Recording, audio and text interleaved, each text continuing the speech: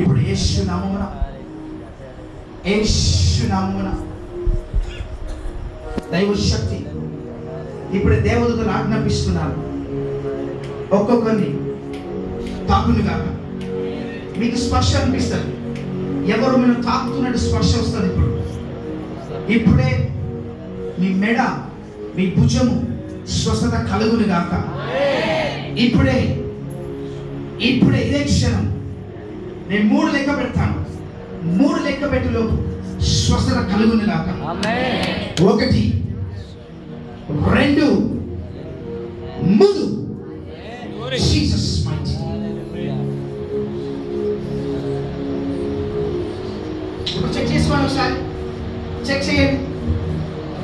లేపండి. ఇలా మెడానండి చేయలేపండి. ఎంతమంది మంచిగా 1 2